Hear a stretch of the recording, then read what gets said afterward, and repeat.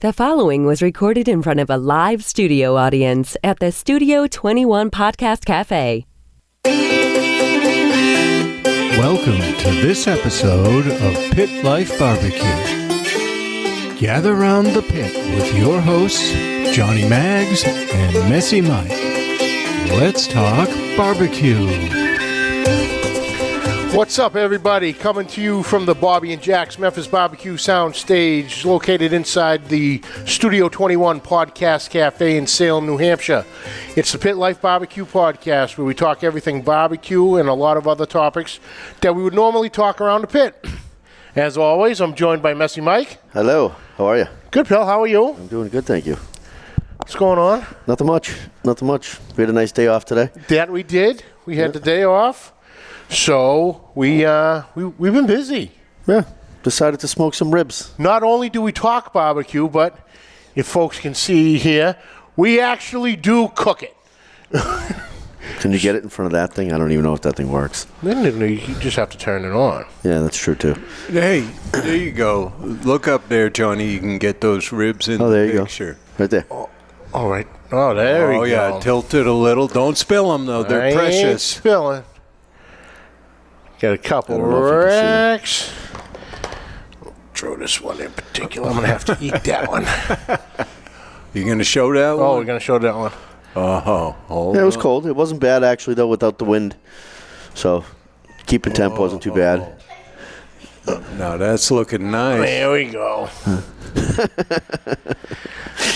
That looks sexy. It does. We refer to that as barbecue porn. Yeah, and we actually put a couple of videos on Facebook. We're new to the video thing, so yeah. bear So with the first us. one you see most of the time is usually my ugly mug trying to figure out which button to push. Yep, you always see him go like this. How do you do this? And then it's just big bald head, and then it moves. Keep going as you say. Jealousy will get you nowhere. So yeah, we did some videos. We did some videos. We did some smoking here, and we did some experimenting on some barbecue sauce. Yeah, we did an apple butter barbecue sauce with brown sugar, blackstrap molasses, white vinegar, some mustard, some steak sauce, a little salt, cayenne pepper. Then I just got bored and put some cinnamon and barbecue rub in it. Yep. That's actually not too bad. Add a little bit of orange juice at the end for a little citrus. Yep. So you got a little citrusy, little sweet with a little bit of heat, citrusy heat. Yeah. It came out very good. I liked it. I mean, the ribs came out good too. We used, so the first video we showed, trimming the membrane off, trimming them up a little bit, and then rubbing them with the mustard, just to kind of show people, how much mustard you should be putting on, because you don't want to use if you're going to use something like the mustard as a binder for your rub, you don't want to put too much on, because it can burn easily and add too much of to form the crust, but it can burn and give you that real charred flavor to it. Yeah. So you just want to put just a nice light coat. How would you explain I mean, it's just acting as the glue, If you're having a squeeze bottle, just a nice light squeeze, once down one side, once down the other. Perfect. Then rub it in, just a nice light coat. You don't want it looking yellow. Right. But, just enough you see the meat through with it's mustard, but it's just not completely covered. Then, sprinkle your rub on top and let that sit about, what do you say, 20 minutes, half hour or so? Yeah. Let half that an hour. bond up. Let it soak in. Let the meat soak up the rub. And we used actually Junior Urias's Rub for Grub from his Up and Smoke Barbecue Company. So we decided to go with that one today. And we dusted both racks, put them on the smoker for 3 hours in smoke. I think 3 hours in smoke, about an hour and a half in foil, and then like 45 minutes with the glaze. Yeah. And then we used Messy Mike's barbecue sauce on one, and then we used the apple butter barbecue sauce on the other one. And they both came out fantastic, I think. Nice smoke ring. first time, quote unquote, I'm using air quotes for our friends in Radio Land. The backyard you can't see. Barbecue. The backyard barbecue, you son of a bitch, you. First time cooking on a little smoker, huh? Yeah, you did all the work. I was just watching you. Yeah, you were there to look pretty today. Yep, I was foremanning. I showed you how it's done. You did. But I do like that little smoker, the Oklahoma Joe. The Oklahoma Joe's, it was nice. Great. I had got it on an absolute steal last year, last fall, I think. And like we had talked to in one of our earliest episodes on what you're looking for into if you're looking to buy a smoker. I caught it at an end of the year deal at Walmart. It's the Oklahoma Joe Highland. And normally it's about $400. I think I got it. They had it on clearance for $120. Yeah, that's all day long. Deal. Give me 2 of them. Oh yeah, I would have bought 2 of them. Yeah, I could only buy one because there was only one. But if it was, I would have bought 2. Well, I just like how you can do the. We would have had to hide it from someone so they wouldn't see. Add into the collection. I see that. I probably would have to do the same thing too. Yeah, that's all right. But I like how you can smoke. Do the steaks on it, so you could technically grill the steaks on the firebox. Oh yeah, it's a great setup. They come with 2 grates for your firebox itself that you can lay there. So while you're smoking your ribs or brisket, and you get a little rumbly in the tumbly, throw a couple steaks on there, some burgers, and. So you can make snacks. You make snacks while you're cooking. Nice. But yeah, right there, right over your coals, right over the wood going. You get a nice flavor to it. Yep. You get that high heat coming right up because you're literally you're inches less than a foot, if that, 6 inches from your coals anyway. So you're getting a good char on that and everything. Yep. And then you could do actually what we were talking about last week. You sear the steak, and then you can just put it on the other side. Put it on the other side, let it go. Yep. You can do that too. Might have to look into that. Yeah, the Oklahoma Joe's, I absolutely love it. It's heavy duty. It's a quality product. Yep. You see some of them and they're flimsy and, it almost feels like you can bend the metal. Yeah. It's a sturdy unit, just good to go. I highly recommend them. Yep, you had to do some modifications. Some modifications. That's just to better the product on, for your own. Yeah, obviously you put it together so you have seams. You just hit the seams with a high temperature silicone, like caulking. Hit the seams around the firebox, around the edges, and then the stack itself, and you're good to go. Go ahead. I'm listening. You can't just let them sit there. I understand you can't just let them sit there. So I think to listen. Okay. I will translate, Mike. I think it's delicious. Yep. Sorry. Don't be sorry. Be happy. I'm trying to break out your inner fat guy. There we go. I don't really eat barbecue that much, but it's just good flavor. Yeah, it's good flavor. But in the meantime, you should put your mic back where it was. Oh, yeah, so we can all hear you. There you go. See, you got to be professional and learn how to eat while you I'll get there. I'll get there. That's my first time eating on the show, so. That's right. That wasn't bad. It's all good. Yep. So when you're done with your smoker, like I know it's, snowing out, beginning to snow, not now, but wintertime's coming. What do you do to your smoker to per se, winterize it? Winterize it. Well, first off, we don't actually winterize it because we go all year long. I will get out there with the snow shovel and I will dig it out.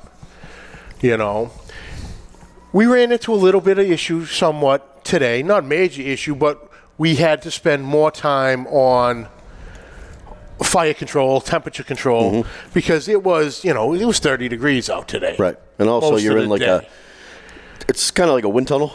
So where your firebox is and the vent, the wind's just coming and blowing right in that vent. So you open the vent up a little bit to get it going, to bring it up, and it's going to jump to, at one point it jumped to 400 degrees. Wow. And I think the wind can be more of a problem than the temperature. Yes. Just cooling down the smoking box. Yep. And blowing in because it's cooling it down at the same time.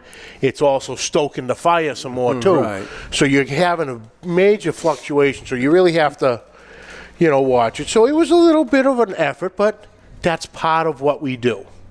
It's the time, it's the patience, knowing your smoker, knowing your fire control. It's all repetitive, but this is part of it. This is what we do. Mm-hmm. But if you are preparing to winterize your smoker, it's just a real maintenance. First off, if you start with the outside, I like to use, oddly enough, believe it or not, WD-40. Mm-hmm. Just take that on a nice, just a regular shop rag, wipe the outside down, adds like a protective coating to it, takes off any grease and anything you've had on it throughout the use of the season. And it, just protects, because you're going to obviously cover it. Mm-hmm. Protection that way. Some moisture's going to get in. That WD-40 creates a nice barrier on your outside. Yep. And for also the doors and like all the hinges and stuff. And the hinges, because those aren't treated in the first place, so they're going to be the first parts to rust on you. Then you can use WD-40, or you can use like cooking spray. Cooking spray is fantastic spray, that too. works as well. The most important part: empty your firebox. Oh yeah. Well, you should empty your firebox after every use, because charcoal, what does charcoal do? It breaks stuff up. It breaks metal up. It rusts. It will suck definitely in deter any moisture that comes near it, and the next thing you know, you got a rusted out bottom of your firebox, and you either buy a new firebox or you buy have to get a welder to weld you a new pan. Yep.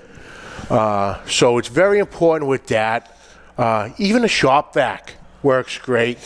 Believe it or not, 2 barbecue tools I would recommend are actually painting tools. Oh, paint scraper. Paint scraper with the brushes. Yep. So you can scrape the inside of the firebox off to get any, clumped parts off. Mm-hmm. And I don't even know if we call it a paint scraper, but if you were to patch a hole in the wall, that, that flat. Like a putty knife. A putty knife. Hey, putty knife. You okay? Yep. It's the spice. A little pepper got in the wrong. Little heat there. Yeah. Yeah, like a putty knife. Like a putty knife. Yep. And you take that off, and you really scrape the inside of your chamber. Oh, you don't have to scrape everything off. No. Get the heavy duty pieces off, and get that all out. Like I said, the shop vac. Get it in a pile. Just hit it. I always keep a metal, like a trash can, like Oscar the Grouch trash can. One of those metal trash cans. I always have one of those. They make smaller ones, about 2 feet tall. And just put a rubber glove on, one of the food gloves. Scrape, put in the trash can. Firebox, burn it off afterwards. Might even burn the chamber out, depending on what type of smoke you have. Yeah. But always keep your vent closed. Yeah. Always keep your vent closed, because then weather gets in it, and then it gets inside the smoker, and then it'll basically rust out from inside out. So, you want to keep everything as dry as you possibly can. Then as far as your grates go, take them off, scrape them down. Like power wash them works well. Power wash. Yep. Or if you can find a container, the plastic totes tend to work well. If you go to a Home Depot, the trays that they would sell to put under like a water heater, they're perfect. You know what I mean? No. Like a water furnace, water heater? Yes. A lot of the water pans that go underneath it, yes. Yeah. They fit them. They fit your racks great too. Oh, okay, yeah. So you can fill it right in there and fill it in. I'd like to use a little solution, hot water and Simple Green. Simple Green works great. Food safe. Degreaser, yep. It's a degreaser. So you just let them sit there and soak. Get everything, all your big pots off. Let them soak a couple hours, and then you really just have to really hose it down. Yeah. Rinse them down, wipe them off, put them back. I like to do another Yeah, I'm trying not to pay attention to the little dancing in the front there. Live studio audience. Live studio audience. I did it trying to get at my ribs. I know you two jokers. I'm watching you. Santa Claus is coming. Okay, so you were saying? See, you had to bring it up. I was trying. I like to actually re-season it once it's all cleaned up. I like to do another load of, a chimney or two of coals and some wood. Mm-hmm. Just let the cycle go. Bring that temperature back up, just to almost dry everything out. Any Whatever moisture takes any little piece you miss, it'll burn it off. And then once that's done, remove your ash into like a trash can, like you said, because that's gonna stay hot for a while. Oh yeah. There's been videos here and there. I've unloaded it. Mistakes. 2 days after an event, I put it in the trash can, and then the trash can was getting pretty full, so I threw it in the back of the truck, and I'm like, 2 days later, I put my hand over it, touched it, nothing was hot from the touch, threw it in a dumpster. Well, I get a phone call like a couple hours later. What'd you throw in the dumpster? Why? What's going on? The dumpster's on fire. I'm like, are you kidding me? So then I had to go run back down, check out the dumpster, and yeah, there's a guy I know trying to put out a dumpster fire because of the ashes that I threw in the dumpster. So I learned my lesson quick. And the trash cans in New Hampshire actually help you out. They say don't throw hot ashes in the trash can. So I read that every single time.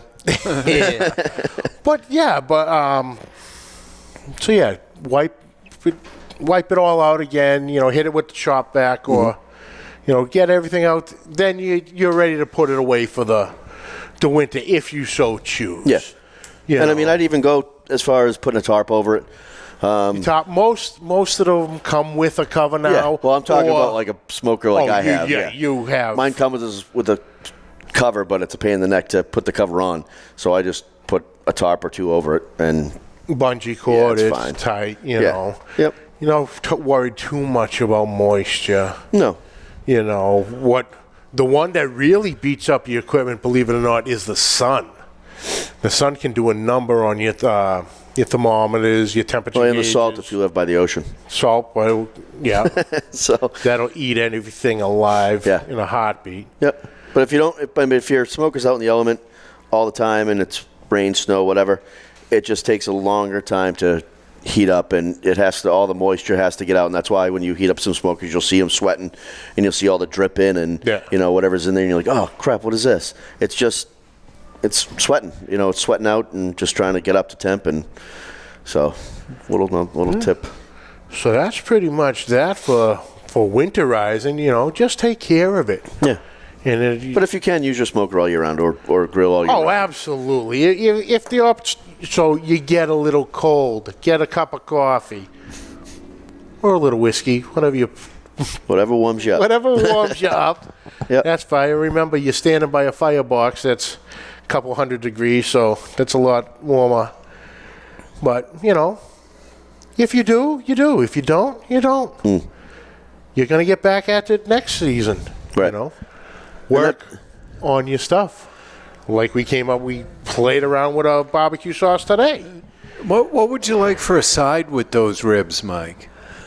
I would probably, mac and cheese is probably a side that goes with any, barbecue plate. Mac and cheese is just so versatile. You can almost do anything with it. You can have regular mac and cheese, like a Kraft mac and cheese. Make a roux, cheddar cheese sauce, or you can get crazy with, Gruyere cheese, extra sharp. You probably have some. Well, a week or two here in the Studio 21 Podcast Cafe, Mr. Jonathan served us mac and cheeseburgers. Ooh. Oh, yeah. So it was a good cheeseburger with mac and cheese on top of it. A little messy, but delicious. Oh, God, that sounds amazing. Are you familiar? Go ahead. What about putting mac and cheese inside of the burger? That's where I was going. That would be awesome. If you were familiar with the Juicy Lucy, Yep. which is, I believe, Minnesota. I think it's blue cheese in the burger, right? Or But it's a cheese inside, but I think it originated in Minnesota. In Minnesota was the birthplace. Just today on a phone call with Steve Saka, he was talking about putting mac and cheese inside of meatballs. Oh, there you go. Yeah, that would work. That's a game changer too. But would you put red sauce on them, or would you have to put another sauce on them? You know, the sauce discussion, we were talking red at the time, so he might have been going red on that, which would be fine. Yeah, okay. I mean, I think Jonathan's barbecue sauce would probably pair well with that. Jonathan had some barbecue sauce here, homemade, waiting for us when he got here. It was outstanding. Yeah, it's different, but it was delicious. It's like a heavy tomato base to it. Yep. But it has that tangy, smoky, that's I think nice. he put some chipotle in there and molasses. I didn't see the whole process. I saw the chipotle, the molasses, and crushed tomato. Yeah, it was awesome.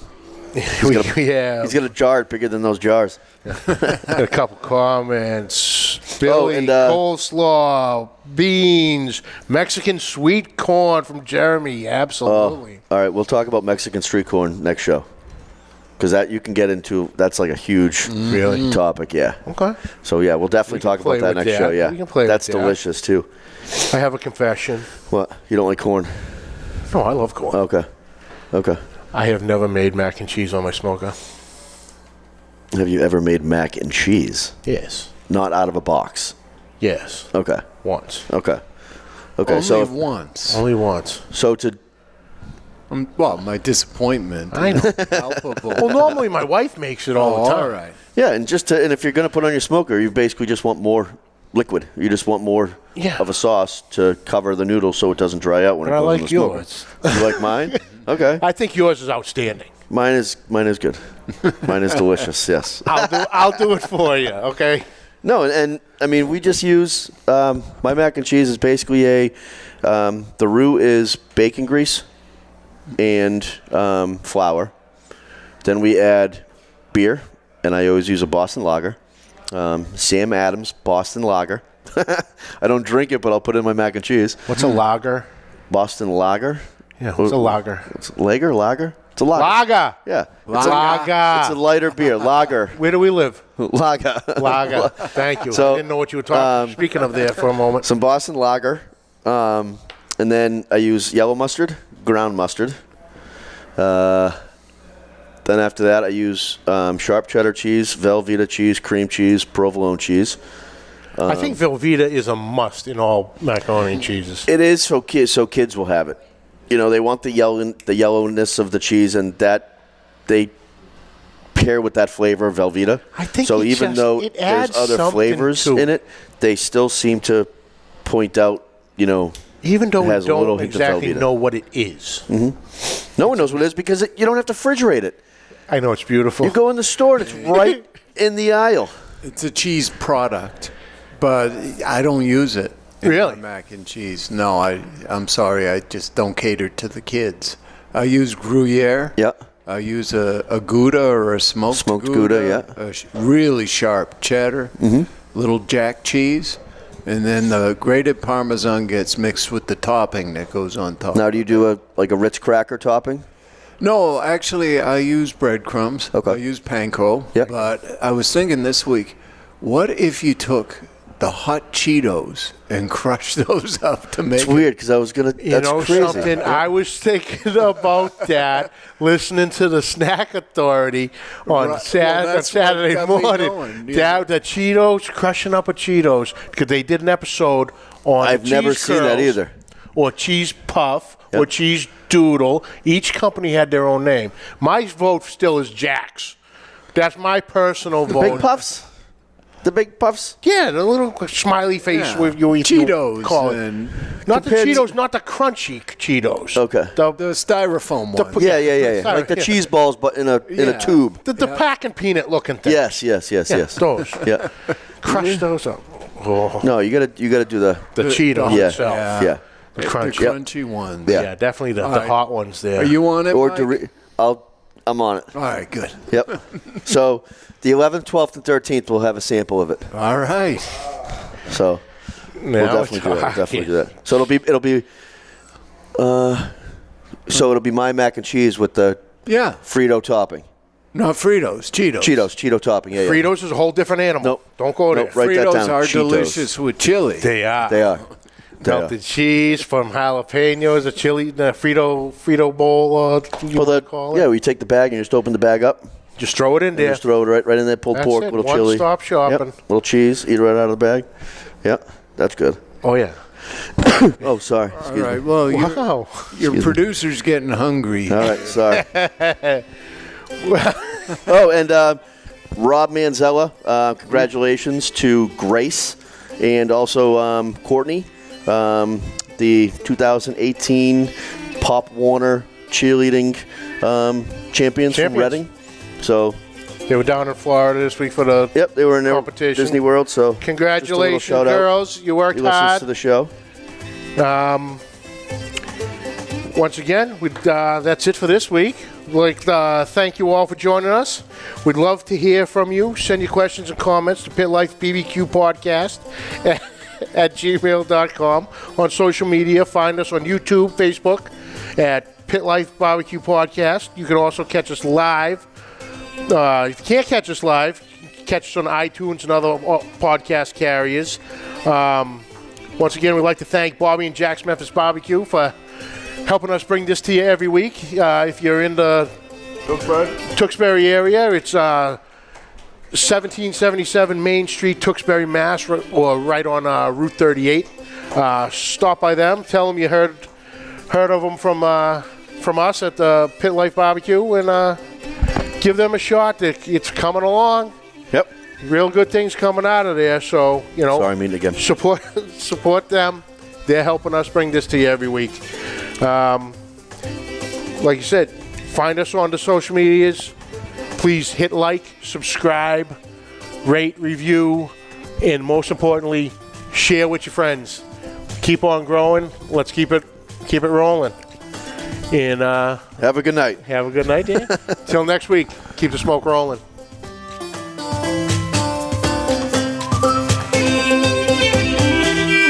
The views and opinions expressed by the hosts, guests, or callers of this program do not necessarily reflect the opinions of the Studio 21 Podcast Café, the United Podcast Network, its partners, or affiliates.